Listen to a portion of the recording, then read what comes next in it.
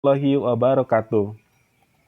Yang saya hormati mahasiswa Pendidikan Bahasa Indonesia Universitas Nahdlatul Ulama Blitar. Semoga tetap dalam lindungan Allah dimanapun kalian berada. Nah, pada video pembelajaran kali ini kita akan membahas mengenai materi apresiasi sastra anak pada mata kuliah sastra anak. Materi ini merupakan materi terakhir pertemuan kita pada mata kuliah sastra anak. Semoga materi-materi yang diberikan selama 1 semester ini bermanfaat bagi kita semua. Amin. Pada kesempatan kali ini kita akan membahas 4 topik atau 4 sub pembahasan. Yang pertama adalah definisi apresiasi sastra anak. Yang kedua adalah kegiatan apresiasi sastra anak. Yang ketiga adalah pembelajaran apresiasi sastra anak. Dan yang keempat adalah metode apresiasi sastra anak. Nah, keempat ini kita akan bahas dalam video pembelajaran kali ini. Selamat menonton dan selamat belajar bagi kalian semua. Oke, yang pertama adalah definisi apresiasi sastra anak. Apa saja definisi apresiasi sastra anak? Yang pertama itu menurut KBBI. Ini adalah kitabnya, bisa jadi kitabnya orang-orang bahasa Indonesia. Yang pertama adalah apresiasi itu merupakan kesadaran terhadap nilai-nilai seni dan budaya. Nah, ini atau penilaian penghargaan terhadap sesuatu. Nah, di sini ada juga kenaikan nilai barang karena harga pasaran naik atau permintaan bertambah.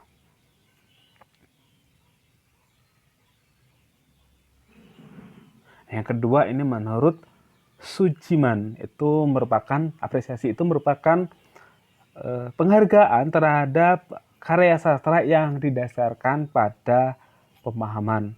Sedangkan Zaidan itu mengatakan bahwa apresiasi itu merupakan penghargaan atas karya sastra sebagai hasil pengenalan, pemahaman, penafsiran, penghayatan, dan penikmatan yang didukung oleh kepekaan batin terhadap nilai-nilai dalam karya sastra tersebut. Nah, dari ketiga definisi tersebut maka dapat disimpulkan atau dapat ditarik kesimpulan bahwa apresiasi ini merupakan kesadaran kita terhadap nilai-nilai seni dan budaya dan juga atau juga penilaian atau penghargaan kita terhadap suatu karya sastra. Nah, ini juga berkaitan dengan sastra anak. Itu juga definisi tersebut juga bisa diterapkan dalam apresiasi sastra anak. Jadi apresiasi sastra anak itu memberi penghargaan atau penilaian terhadap karya sastra yang berkaitan dengan anak-anak. Oke, pada tahap apresiasi itu ada 3. Yang pertama adalah tingkatan menggemari, tingkatan menikmati, dan tingkatan mereaksi. Nah, bagaimana tingkat menggemari ini biasanya ditandai dengan seorang anak itu mulai menyukai buku-buku yang berkaitan dengan sastra, terus membaca dengan sungguh-sungguh, terus dia membuat clipping, mengumpulkan sesuatu berkaitan dengan sastra itu, maka si anak atau peserta didik ini masih tahap menggemari. Nah, yang kedua itu tahap menikmati. Bagaimana tahap menikmati ini? Yaitu mulai dapat menikmati cipta sastra karena mulai tumbuh pengertian kepada si pembaca, terutama anak-anak ya.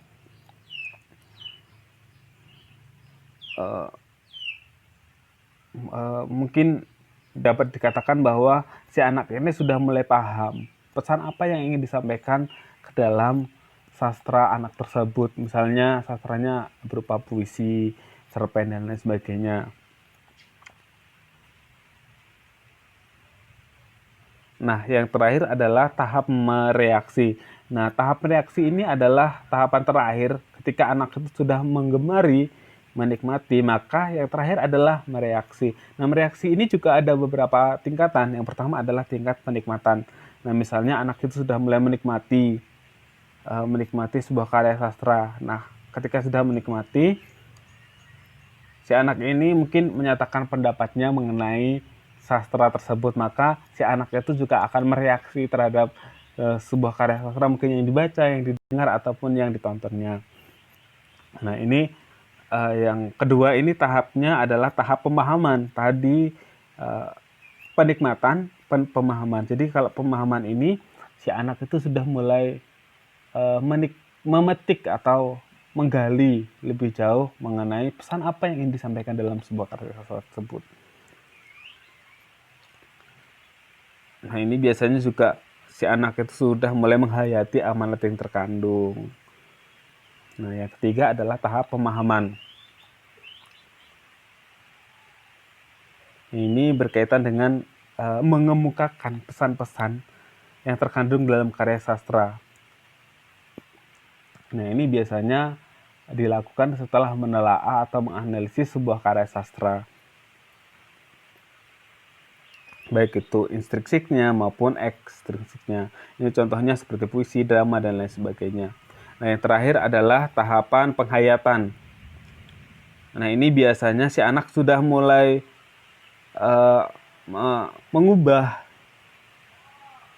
mengubah puisi dan lain sebagainya. Mungkin puisi dijadikan musikalisasi puisi. Nah, ini maka si anak sudah mulai masuk pada tahap penghayatan.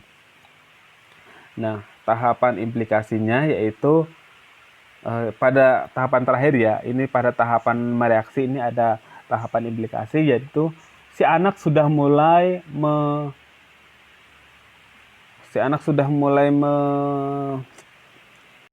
mengamalkan atau ya mempraktikkan isi pesan yang ada di dalam sebuah karya sastra. Nah, nilai-nilai positifnya itu sudah dipraktikkan oleh si anak.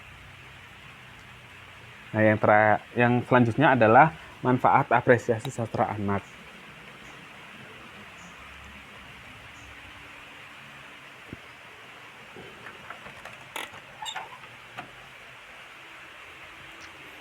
Nah, ini yang pertama adalah pengembangan kejiwaan atau kepribadian.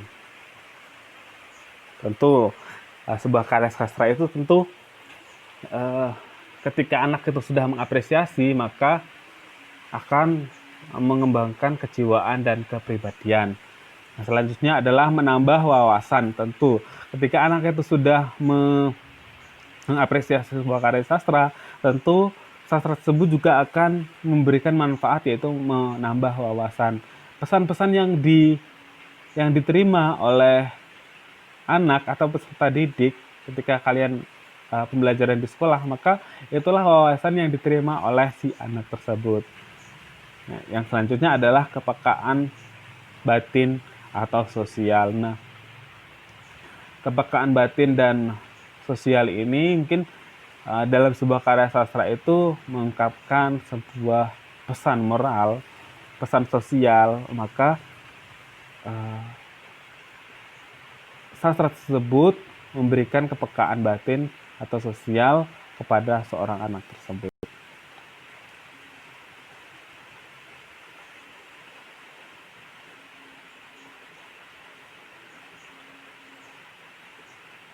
Yang ketiga adalah manfaat, yang keempat adalah manfaat pendidikan, yang kelima adalah manfaat estetis. Nah, yang selanjutnya adalah kegiatan apresiasi sastra anak. Nah, kegiatan apresiasi sastra anak ini ada beberapa hal. Yang pertama adalah kegiatan apresiasi secara langsung. Nah, apresiasi secara langsung ini biasanya anak membaca, menonton, mendengarkan sebuah karya sastra yang dinikmatinya. Maka si anak itu mengapresiasinya secara tidak langsung.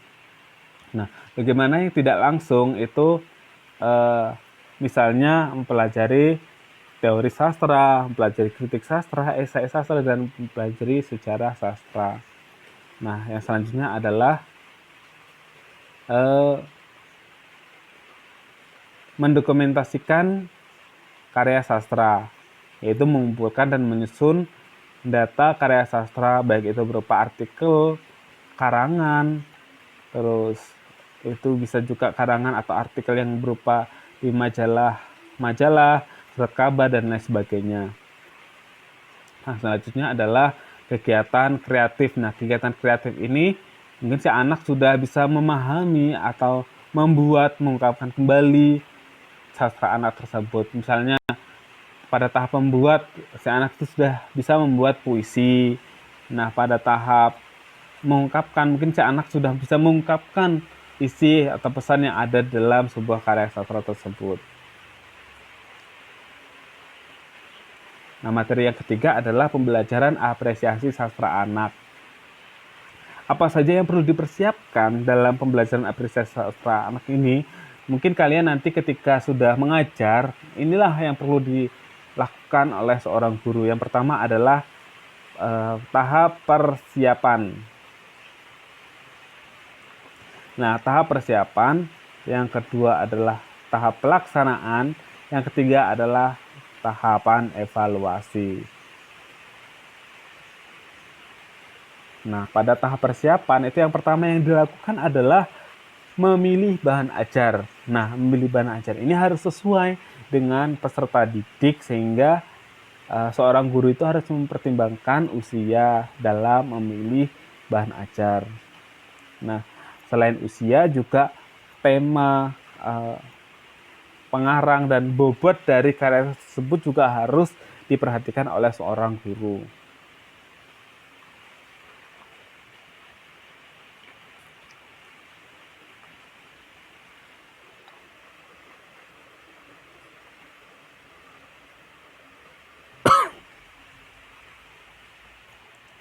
Nah, yang kedua adalah menentukan metode pembelajaran. Tentu ketika kalian nanti mengajar, maka yang perlu disiapkan adalah metode. Metode apa yang sesuai dengan pembelajaran apresiasi sastra anak. Nah, selain dengan bahan ajar, metode juga perlu digunakan oleh seorang guru. Nah, metode ini juga dapat dilihat dari karakteristik peserta didik. Apakah metode ini sesuai atau tidak, maka seorang guru itu juga harus mempertimbangkan hal tersebut. Yang ketiga adalah menulis persiapan mengajar. Nah, yang selanjutnya adalah tahap pelaksanaan. Tahap pelaksanaan ini yang pertama adalah kegiatan belajar mengajar di kelas. Kegiatan belajar mengajar di kelas seperti pembukaan, membaca doa, dan sebagainya itu juga perlu dilakukan oleh seorang guru. Nah, yang kedua adalah kegiatan belajar mengajar di kelas. Nah, nanti berkaitan dengan metode yang digunakan, penerapan metode yang digunakan, penerapan bahan ajar yang digunakan, maka di sini seorang guru perlu mempertimbangkan hal tersebut. Nah, yang terakhir adalah tahapan evaluasi pembelajaran sastra anak. Nah, ini berkaitan dengan penilaian, terus bagaimana instrumen penilaiannya. Oke, yang selanjutnya adalah materi mengenai metode pembelajaran apresiasi sastra anak. Ada beberapa hal yang dapat digunakan dalam apresiasi sastra anak. Yang pertama adalah metode berkisah, pembacaan, peragaan, metode tanggung jawab, dan metode penugasan. Nah, yang pertama adalah metode pembacaan. Nah, hampir semua karya sastra itu dapat digunakan atau dapat menggunakan metode pembacaan, baik itu puisi, prosa, maupun drama. Nah, ini biasanya melatih vokal sesuai dengan irama, kalimat, intonasi, dan nada. Nah, ini biasanya perlu percontohan atau guru terlebih dahulu yang membacakan sebuah karya sastra. Nah, untuk menjadi hal yang menarik, itu maka perlu diikuti dengan ekspresi wajah dan gerak tubuh lainnya. Itu metode pembelajaran, itu metode pembacaan. Yang kedua adalah metode berkisah. Nah, ini hampir sama seperti metode pembacaan. Jadi tidak monolog, hanya sebuah narasi saja. Maka di situ diperlukan sebuah humor ataupun mengubah-ubah suara, intonasi, dan lain sebagainya. Nah, yang selanjutnya adalah metode peragaan. Nah, ini mungkin prinsipnya sama seperti metode demonstrasi, yaitu memperagakan sebuah karya sastra. Nah, ini biasanya memadukan antara bahasa lisan dengan suatu perbuatan atau tindakan. Nah, ini biasanya siswa yang ikut terlibat dalam metode ini, yaitu siswa ikut terlibat dalam melatih. Nah, ini biasanya digunakan untuk melatih siswa untuk tampil di depan kelas. Nah, yang selanjutnya adalah metode tanya jawab. Tentu ini sudah tidak asing lagi bagi kalian bagaimana penerapannya. Ketika kuliah juga metode ini juga sering digunakan oleh para dosen. Yang selanjutnya adalah metode penugasan. Nah, ini metode penugasan ini biasanya sangat memberatkan peserta didik. Maka yang perlu dilakukan oleh seorang guru itu jangan sampai tugas tersebut membebani seorang guru maupun peserta didik. Tetapi selain itu juga metode ini juga bermanfaat untuk melatih tanggung jawab seorang siswa atau peserta didik terhadap gurunya. Bagaimana tugas-tugas itu diselesaikan.